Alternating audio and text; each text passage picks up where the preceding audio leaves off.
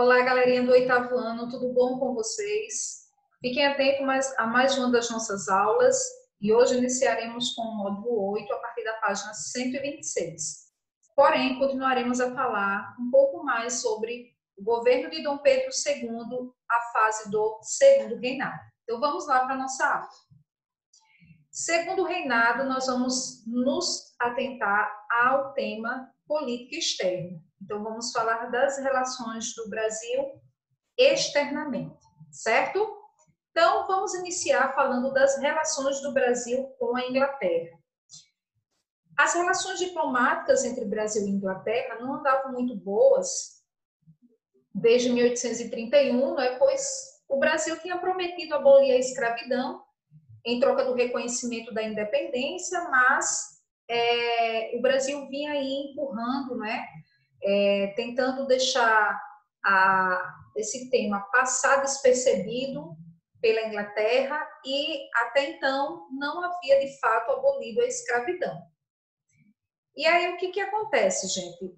Com o sucesso da lavoura canavieira, como nós falamos desde a aula passada, que o grande ouro da economia no segundo reinado foi o café. Então, com esse sucesso da lavoura canavieira, o tráfico de escravizados ele se tornou mais intenso, pela necessidade de mão de obra, Então, o tráfico de escravo aumentou. E aí, o interesse britânico, na verdade, era que houvesse o aumento de trabalhadores assalariados. Como eu já tinha dito também em aulas anteriores, trabalhador que não recebe, ele não pode consumir, ele não tem poder de compra, Então, o que acontece? Nesse momento, a Inglaterra queria muito que o Brasil abolisse a escravidão para que, consequentemente, houvesse aí a ampliação do mercado consumidor. O trabalhador assalariado, ele se torna, assim, um consumidor, e aí era o maior interesse da Inglaterra, já que ela já era uma grande potência industrial e trazia para o Brasil muito de suas mercadorias, certo? Bem, e aí essas relações diplomáticas tornaram-se ainda mais tensas ali por volta de 1844, quando o governo brasileiro promulgou a tarifa Alves Branco. Falamos também dessa tarifa na aula passada.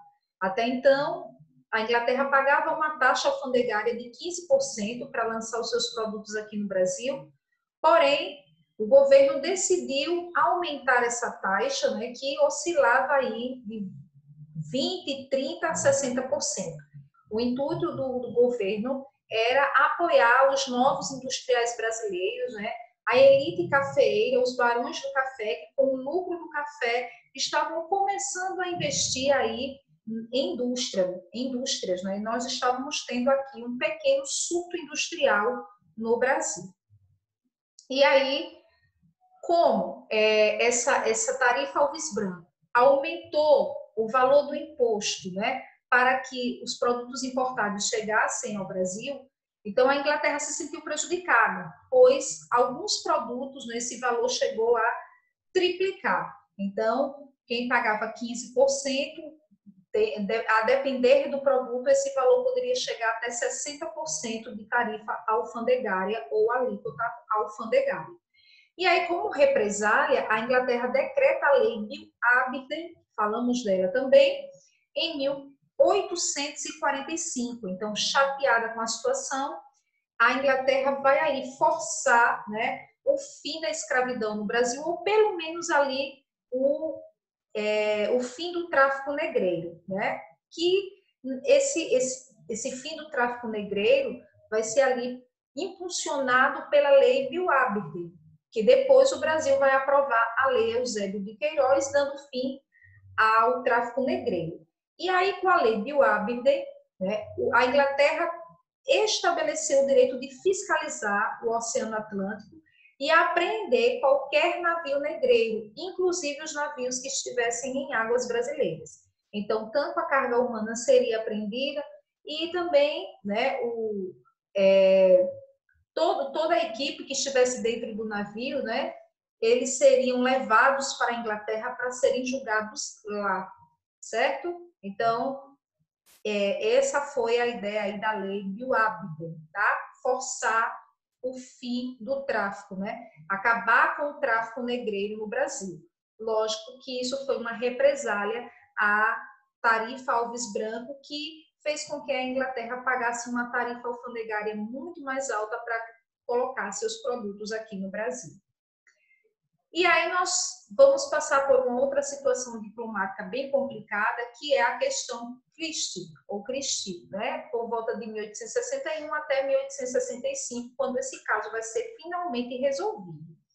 Então, gente, em 1861 vai ocorrer o sumiço de uma carga de um navio mercante britânico, né? Um navio inglês, do Príncipe de Gales, né? Um navio. Esse navio havia naufragado próximo ali ao litoral gaúcho e ele acabou desaparecendo na praia. E o que acontece? Essa carga do navio também desapareceu porque provavelmente a população apropriou-se ali da carga, certo? Então, esse navio mercante inglês acabou naufragando no litoral gaúcho e a população se apoderou da carga. E aí o embaixador inglês, William Christie, ele reagiu ao fato, né, e exigiu do Brasil uma indenização de 3.200 libras pela carga desaparecida. E junto a isso, né, ainda houve uma outra situação no Rio de Janeiro, com a prisão de 3 marinheiros ingleses. Eles foram presos por embriaguez e por promoverem uma desordem ali, tá? E aí esse mesmo embaixador, William Christie, ele exigiu a imediata libertação dos marinheiros e tomou esse caso como uma ofensa grave à Inglaterra. Exigiu que o Brasil se retratasse publicamente e exigiu que os policiais cariocas que prenderam, né, os marinheiros britânicos, eles também fossem punidos, tá? E isso acabou trazendo aí uma confusão entre Brasil e Inglaterra, as relações diplomáticas ficaram ali, naquele momento, bem complicadas, né? Então, o Brasil meio que nessa fase vai se afastar ali um pouco dessas relações que tinham com a Inglaterra, né? Essas boas relações que eles tinham com a Inglaterra. E aí, gente, o governo brasileiro vai se recusar de atender às condições que o embaixador inglês impõe, né, ao Brasil, embora o Brasil tenha se comprometido a pagar a indenização pela carga do navio naufragado. E aí, Christie ordena, né, que a Marinha Britânica apreendesse alguns navios brasileiros que estavam atracados lá na Baía de Guanabara. Isso vai gerar mais confusão, porque vai gerar protestos violentos da população brasileira e do imperador Dom Pedro II, e a própria população indignada vai exigir a devolução dos navios que foram aprisionados, né, que estavam lá atracados na Baía de Guanabara. E aí esse caso foi levado para o arbitramento internacional. E aí quem veio intervir nessa situação, né, tentar apaziguar os ânimos, servir de árbitro mesmo, acalmar a situação, foi o rei Leopoldo I da Bélgica, que era tio da rainha inglesa Vitória, e ele foi escolhido como árbitro, né, para resolver, solucionar esse caso. Então, enquanto o arbitramento ocorria, o governo brasileiro, para evitar mais problemas, acabou pagando a indenização que a Inglaterra exigiu pela carga desaparecida, né, lá no litoral gaúcho, até que a decisão do rei Leopoldo saísse, né, a decisão final. Bem, e aí, como eu disse a vocês, o que seria o arbitramento? O arbitramento, também chamado de arbitragem, é uma forma, né, de resolução de conflitos, tá? Em nível internacional, ele ocorre quando dois países discordam sobre um determinado fato, que era o caso do Brasil ali discordar com as decisões que a Inglaterra estava tomando, né, sobre a questão da prisão dos marinheiros e sobre a questão da carga que havia desaparecido no litoral gaúcho. Então, eles, no arbitramento, eles elegem uma autoridade para resolver essa questão, que no caso a autoridade que foi escolhida foi o rei Leopoldo, lá da Bélgica, né, que ainda era família da própria rainha Vitória da Inglaterra. E aí, ao escolher essa maneira de solucionar um conflito, as partes ficam submetidas à decisão desse árbitro, né? A decisão que o árbitro tomar deve ser obedecida. Então, atualmente, como é que a gente pode citar como exemplo casos de arbitragem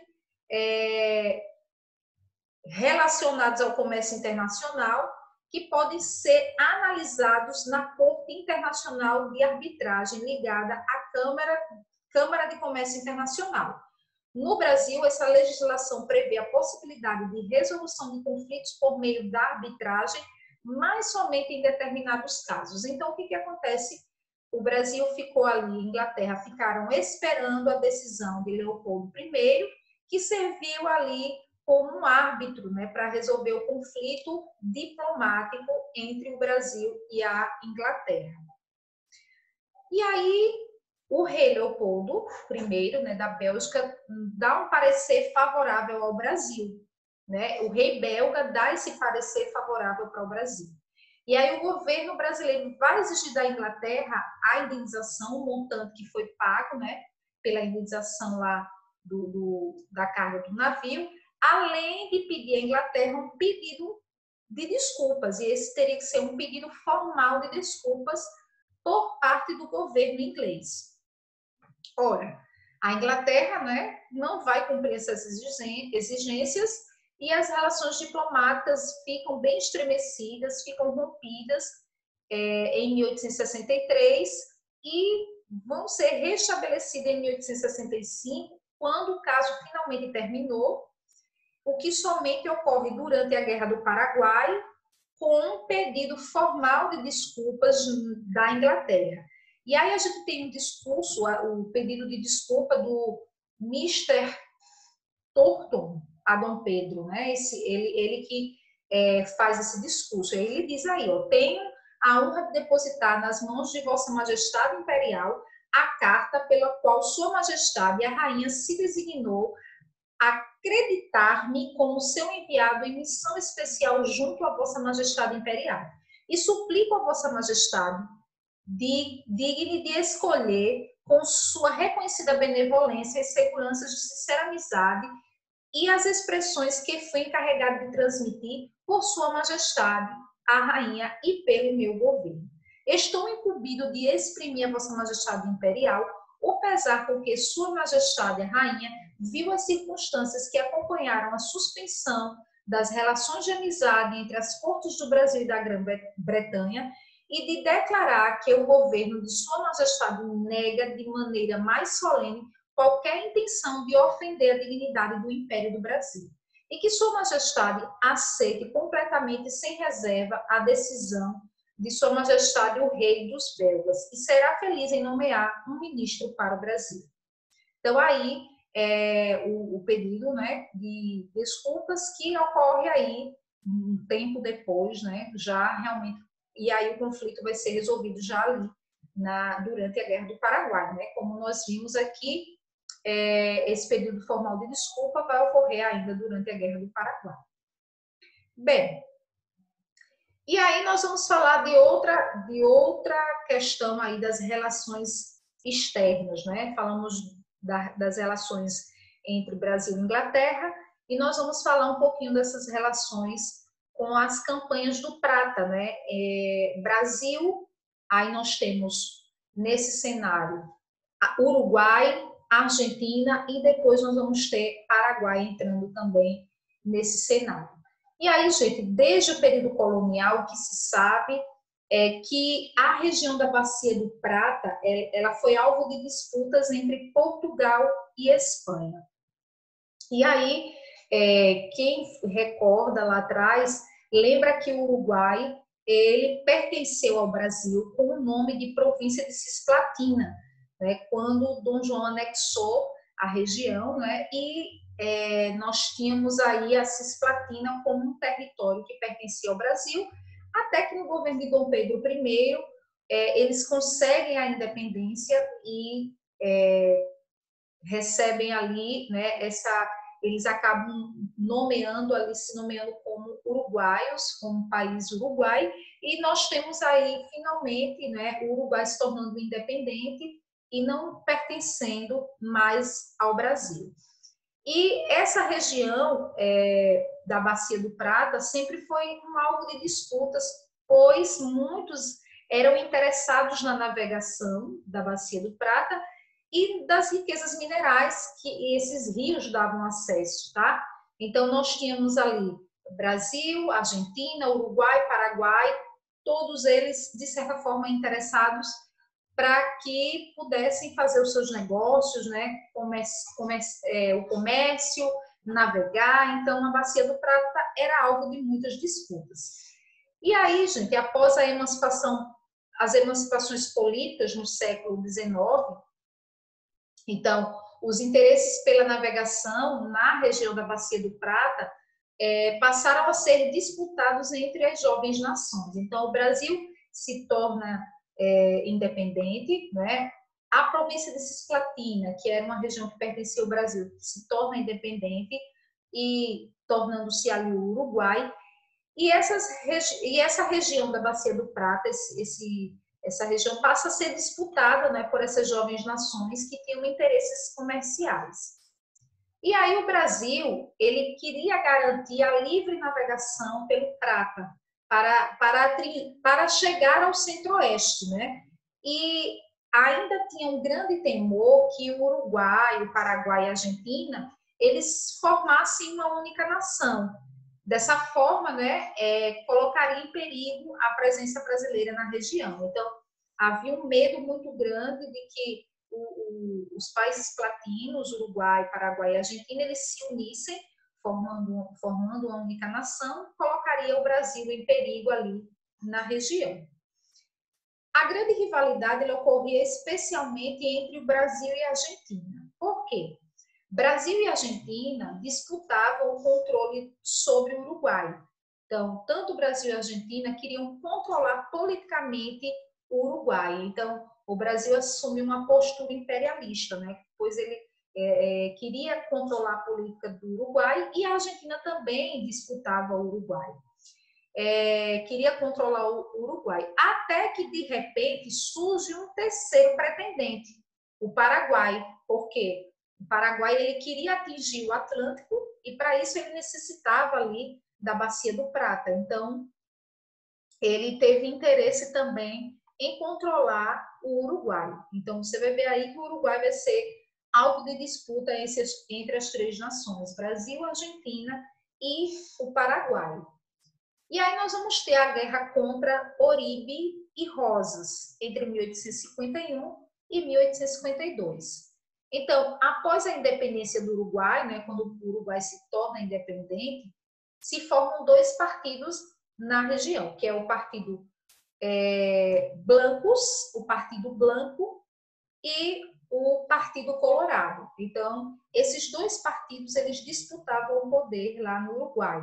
O Partido Blanco ele era liderado por Manuel Oribe e, na verdade, ele era formado em sua maioria por latifundiários, por donos de terra, e o Partido Blanco apoiava a Argentina. Então, de certa forma, o Partido Blanco ele assumia abertamente que preferia que a Argentina ali controlasse a região deles, tá? Já o Partido Colorado era liderado por Frutuoso Rivera, comerciante de Montevidéu, e ele era pró-Brasil. Então, preferia que o Brasil continuasse ali controlando a região do Uruguai. Então, Manuel Oribe, que era o líder dos blancos, ele acaba assumindo a presidência lá no Uruguai. E aí, gente, assim que ele assume, ele vai estabelecer alianças com o Juan Manuel de Rosas, que governava Buenos Aires, na Argentina. Então, a gente viu que o Partido Blanco já tinha essa intenção de formar aliança ali com os argentinos. E aí, a pretensão de Rosas, né, desse argentino, né, esse líder argentino, era anexar o Uruguai à Argentina e ele queria recompor o vice-reinado do Prata, o antigo vice-reinado do Prata. Então, a Argentina junto com o Uruguai, né? Então, eles podiam recompor ali o vice-reinado do Prata sob a hegemonia argentina. Então, a Argentina que teria esse controle ali sobre todo o território, né, que estaria ali ligado à Argentina e Uruguai. Bem, contra essa aliança, né, quando o Brasil percebe as intenções ali, né, de Oribe, né, que estabeleceu aliança logo com esse argentino e tal, aí o Brasil se levanta e vai apoiar o Frutuoso Rivera do Partido Colorado, porque o Brasil não queria perder, né, o Uruguai. E aí a intervenção militar brasileira contra Oribe provoca a entrada de Rosas no conflito.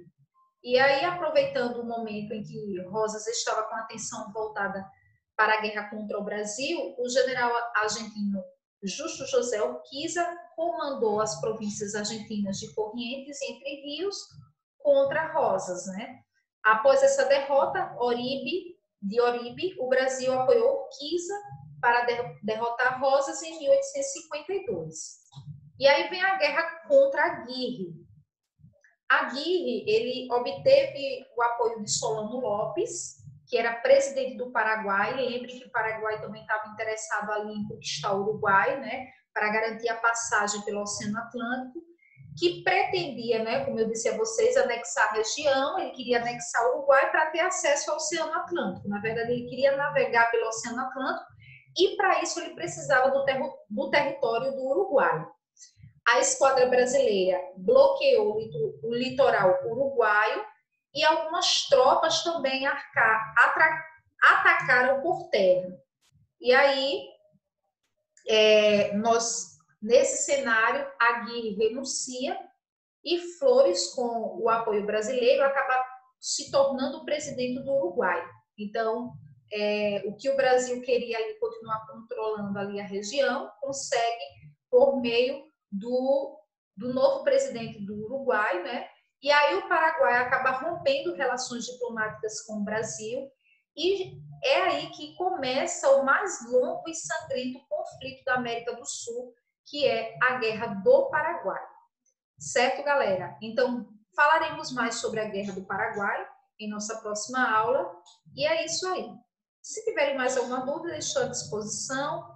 E em nossa aula, nós tiraremos algumas dúvidas também.